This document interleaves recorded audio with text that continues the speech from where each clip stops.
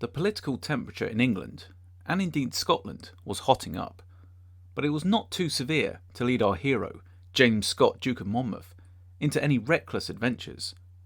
Not yet, anyway.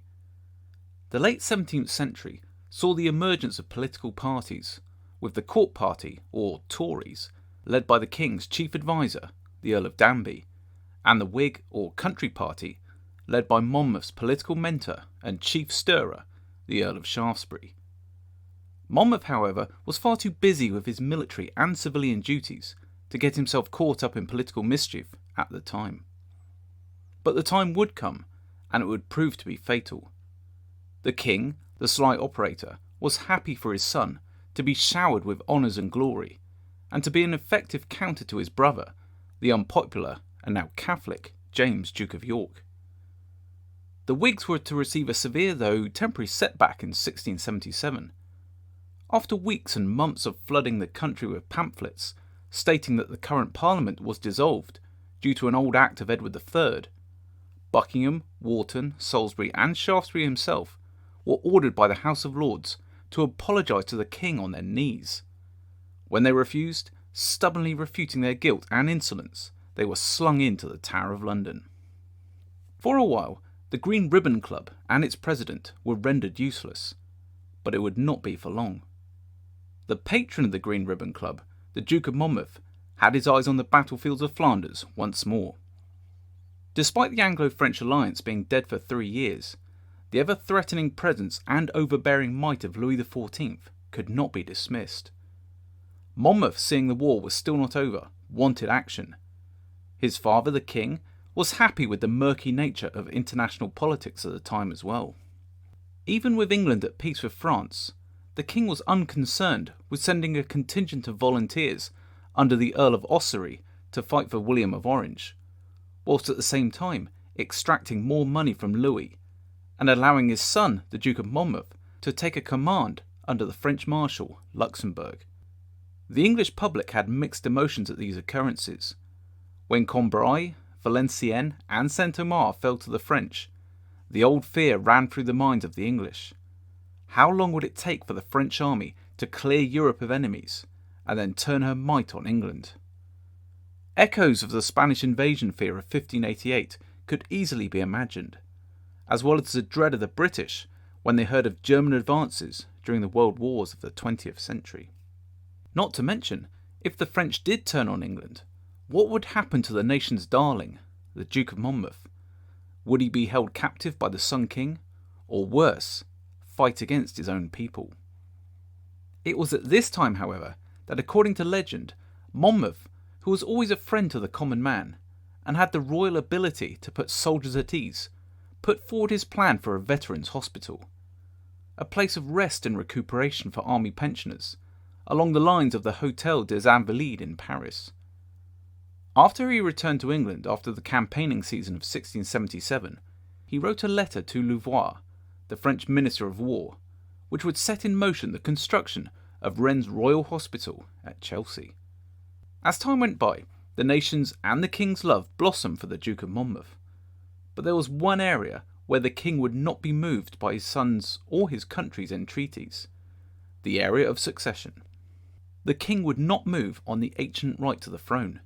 He would not push his brother aside to make way for his son, no matter what Monmouth or England wanted. He was noted to snap, "As well as I love the Duke of Monmouth, I would rather see him hanged at Tyburn than own him as my legitimate heir." But Charles's main minister, Danby, would go one further to sidestep the aggravating subject of either Monmouth or the Duke of York. He pushed for the Duke of York's eldest daughter, Mary, to marry the Protestant hero in the Netherlands, the hero who at the moment was almost single-handedly holding back the might of Louis XIV's France. This idea was not popular with all, in particular Mary's father, the Duke of York. Considering William had the polar opposite religion to the Duke of York, the fact he was asthmatic, ugly, pockmarked, short and anti-English, it is not surprising it was not seen as a happy match. In fact, Mary herself is said to have wept when she met her soon-to-be husband. The wedding was organised rapidly, and the wedding night itself turned out to be an embarrassing farce, with the king roaring to his new son-in-law, "Now, nephew, to your work, hey! St. George for England!" Talk about a mood killer. Matters became more complicated soon, for the Duchess of York gave birth to a son, Charles, the Duke of Cambridge. But to Protestant relief and joy, the child died soon after. But some good came of the recent marriage for both struggling Protestant nations, Britain and the Netherlands. A new treaty of mutual defence was signed, aimed at achieving peace in Europe and to stem the malignant aggression of France. It was here Monmouth had to use his skills in a most subtle and dangerous task. He had to begin reducing the number of his troops in service under French command, and then reinstall them into Dutch service. With all these tasks and responsibilities, the Duke of Monmouth was always seeking higher offices and ranks in the army.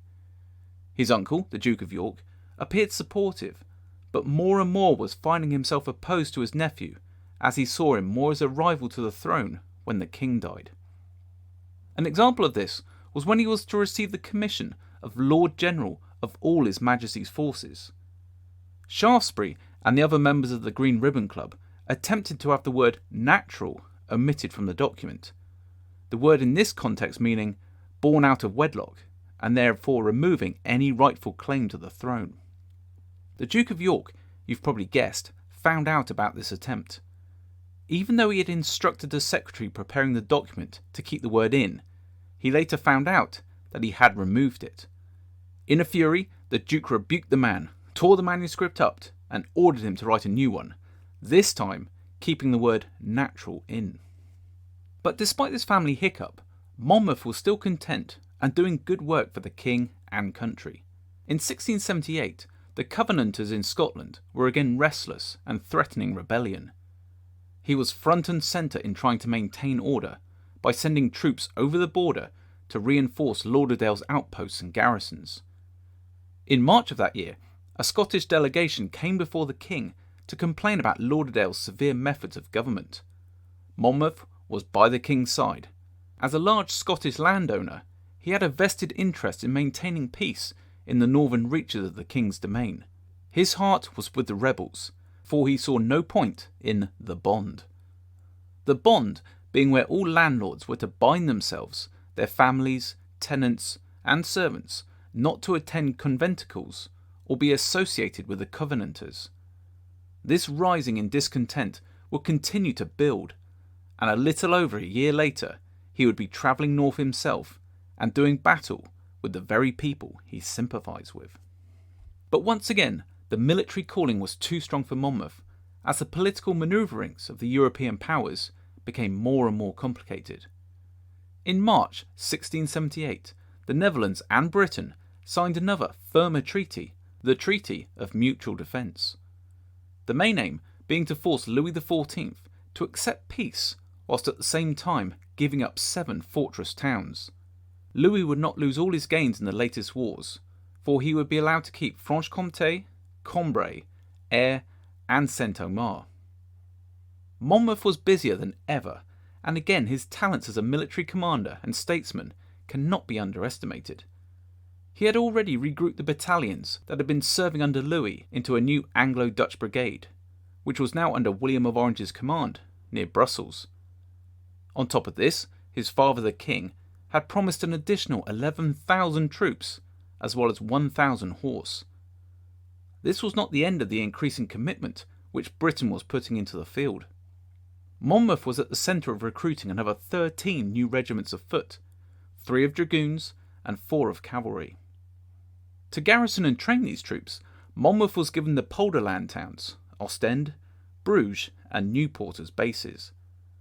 Travelling back and forth across the Channel to complete his duties and oversee the administration of this recruitment, Henry Coventry wrote, "The King has left entirely to the Duke of Monmouth's discretion what is best to be done." Not too surprising, Monmouth was made Commander-in-Chief of this new expeditionary force, with one Earl of Feversham as his second in command. Little did they realise that these two men, now comrades in arms, were to be on opposing sides fighting each other in about 7 years' time. During the early summer, Monmouth found himself at Hounslow, where this new army was being mustered. And in this new army, there was a new type of soldier, a tactical innovation, a soldier whose name would still be with us today, the Grenadier. Monmouth had been instrumental in introducing them into the British ranks after observing them during the recent wars. These men would be armed with a flintlock musket, hatchets to hack their way through defences and barricades, and of course, grenados. John Evelyn saw them and reported, "A new sort of soldier called a grenadier, who were dexterous in flinging grenades, every one having a pouchful. They had fur caps with coped crowns, like janissaries, which made them look very fierce, and some had long hoods hanging down behind, as we picture fools." Yet time was against Monmouth, for Louis's army was forever pressing the ever-stretched Dutch defenders. Mons was under siege by Luxembourg, and the Prince of Orange was hurrying south to relieve it. Monmouth's plan was to take 8 battalions, which were being held in reserve at Brussels, march them to link up with Orange, where he would act as Lieutenant General. His choice of route was classic Monmouth. The road to Brussels would be a draining slog and offered little protection from attack.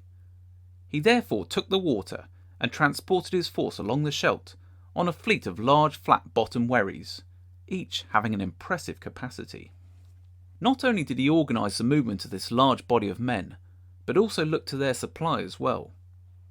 In the 17th century, logistics were often poor and in many cases non-existent. Shelter and food was often left to the individual company or even individual soldier.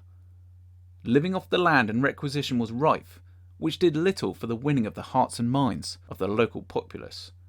But again, here Monmouth shined. Substantial amounts of coin were transported by Monmouth's paymaster, one Mr. Gosfrit. Monmouth wrote, "Mr. Gosfrit is particularly ordered to furnish what money may be thought necessary for providing fresh straw for the soldiers, as often as you shall judge fit." But despite all of the Duke's care and attention, the provision of bread and medical supplies promised by the Spanish Netherland authorities was often lacking. But the Duke was to sort that out as well. On the 28th of July, he left Whitehall steps and boarded the Cleveland, sailing to Ostend. A report ran, "His Grace, upon his arrival at Newport, took account of the strength of the companies, what stores they had, what impressed money there was, the companies, many of them weak. The 12 companies there could not make about 900 men. He found a garrison of sick and feverish men. Colonel Henry Sidney was down with a country distemper, whilst many men had fallen sick of agues and fever. This outbreak was blamed on the cold and damp lodging of the men in barracks, as to the moist, ill air." Monmouth did not dally, and organising rations and medical care to be increased, moving swiftly to Ostend to make similar arrangements. Here he wrote to his father a strategic report, the effectiveness of the defensive towns and the quality of the Spanish troops. His report ran, "I am come to Ostend with my Lord Howard's 5 companies, 4 of the Duke of York's and 100 of the Guards, and I believe I will have the rest of the troops tomorrow night. The governor makes no difficulty of receiving any of our men, but the town has those privileges that it is impossible to quarter above 500 men, for the governor cannot quarter any soldiers upon the burghers, so that I shall be forced to camp the rest. The Spaniards that are here are the miserablest creatures that I ever saw, and there is but 400 of them, and that is all the garrison that is in Ostend, except those that I brought. To find, sir, that the Spaniards do not care what becomes of Ostend, or any of the other towns, if Bruges and Newport be taken. For Bruges, I do not believe it possible to save it, but I am confident that if Newport should be lost, it would put them into so great a despair that in spite of anything I could do, I believe they would open the gates to the King of France. But whatsoever you think of doing for Newport, your Majesty must be pleased to send me more men for Ostend, for I cannot rely upon the men that belong to the garrison, and besides, I do not think that 2,000 men is enough to defend this place against so great a force as the King of France has. Whatsoever you do, be pleased to do it quick, for one day lost is a great matter here." Following this masterful summing up of the military situation in front of him, he moved on to Bruges for a meeting with the top commanders. Bruges seemed little better, and again needed the Duke's magnetic and energetic presence to get anything done. When I'm asked the question, why did men rally to Monmouth's colours when he began his rebellion in 1685 against his uncle, a large part is because he must have radiated hope and enthusiasm. And where did he learn this craft? Right here in the Low Countries. At Bruges, he began the logistical task which must have faced many D-Day organisers centuries later, deploying units to forming up areas, allocating craft and provisions for individual units. It was all overseen by the Duke. But his experience 6 years ago, when commanding the Royal English on their journey up the Rhine, made this child's play to the Commander-in-Chief. An army report ran, "At his coming hither, His Grace gave orders immediately for the baking of 1,400 loaves of £1 each, and provided 32 tons of beer for the 2 battalions that were to arrive the next day, which His Grace made them a present of, because they were immediately to embark." His logistical efforts were to continue when he was seen next to the flat-bottomed barges, making sure men were boarding correctly, and to ensure the beer he had ordered was put on board in readiness for departure. It was a godsend for the men to have Monmouth as their commander, for as more and more units turned up, it was discovered that they had been let down by their supply chains. A report ran, "They arrived about 4 in the afternoon, the cold streamers coming first, when the King's battalion should have received their bread, but there was no more than 76 loaves, either through the town mayor's neglect or scarcity of corn as he pretended, but it was promised it should be ready the next day." Having achieved what must have been an exhausting few days in the saddle, he rushed back to Brussels, where a letter from the Prince of Orange waited him. It explained where billets were located, and that 400 horse and 100 dragoons were ready to escort him to the front. Still with barely an ounce of sleep, he was on the road to Mons, after inspecting troops and marking out quarters for 8 battalions recently arrived. As Monmouth with his mounted guard approached the Allied army under the Prince of Orange, a great shout of welcome was observed, which struck terror into the heart of the enemy. Now the Battle of Saint-Denis need not have been fought at all, as the Peace of Nijmegen had already been signed by Louis, King Charles, and the States General of the Netherlands. But 2 of the main commanders, Monmouth on the Allied side and Luxembourg commanding the French, were ignorant of the peace. Orange, however, knew that this battle was unnecessary, but to fight it and win it, he saw an opportunity. If he could relieve Mons now, then he could enter the peace in a position of strength, as well as regain some prestige after the years of defeat and surrendered fortresses. The battlefield of Saint-Denis lay in a valley between 2 precipices covered in dense woodland. The French commander Luxembourg had set up his headquarters in the Abbey of Saint-Denis, and was apparently without suspicion, and mocking when he was told that the Allied battalions were forming up in front of the French. Monmouth, despite his recent exertions and travelling vast distances, was not content to sit at the back of the army and direct operations from afar. Monmouth could be seen riding across the front of the Allied army, and was soon reporting the enemy's dispositions to Orange, who soon ordered a combined assault on the French flanks. Having passed on his advice to his commander, he then turned his attention to the artillery, and an eyewitness recording him as directing the planting of 3 batteries each of which did great execution on the enemy. He then threw himself into the greatest of danger and joined in the assault on the French's right flank.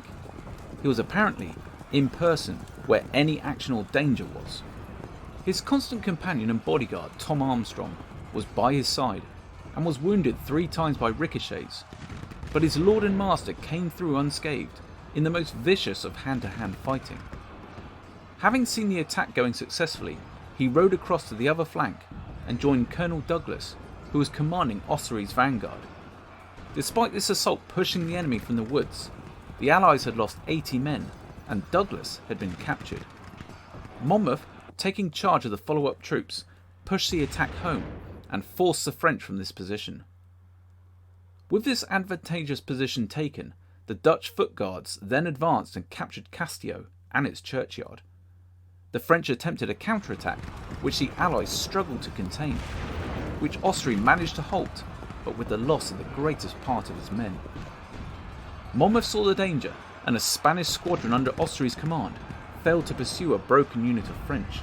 He galloped over to encourage and pulled them into a chase, but they still faltered, mainly because they said they did not know who this exhausted and smoke-stained general was. The bloodbath of Saint-Denis petered out around 11 PM, by which time the abbey on the French right flank had been captured, and the French flanks had been assaulted and taken.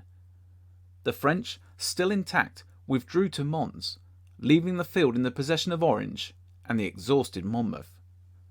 Both commanders stayed on the field that night, Orange in his coach and Monmouth lay by it on the ground. The battle was over. Hundreds of men had been killed and wounded for no real purpose.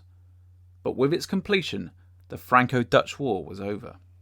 The Peace of Nijmegen highlights the weird reality of warfare in the 17th century.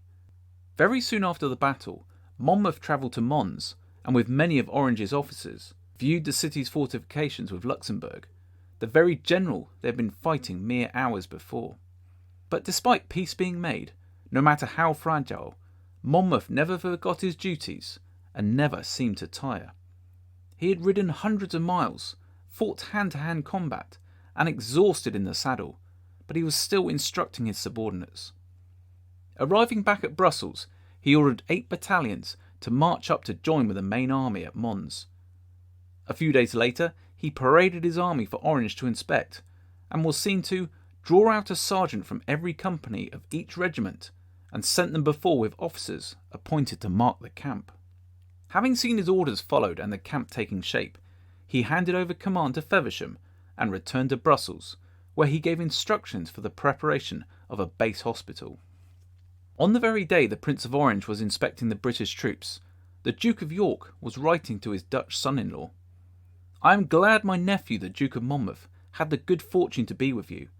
He has done justice to your troops, and gives the highest commendation to your foot guards and dragoons that can be, and which they deserve." Monmouth, content that his legacy as a military genius was confirmed, must have delighted in a new marching song, penned by English soldiers. The Duke of Monmouth most valiantly rode foremost of our whole army, and he brought us again where the French did lie, that never our English boys did fly. 7 hours and more we did them fight, till at the last we put them to flight. There we left them to remain, until we did return again. So our hero once again has proven himself a true statesman, a caring and tactically astute general, a man who places himself in the greatest of danger, whilst at the same time never appearing to tire. But with peace made, for now, Monmouth will once again return home a fated Achilles. However, his military talents will soon be needed once more, and this time against his own people. But that story will have to wait until next time. To see our video on how it all started for our hero, James Scott, Duke of Monmouth, and how he survived being born into exile and surviving multiple kidnapped attempts, click here. As always, thanks for watching.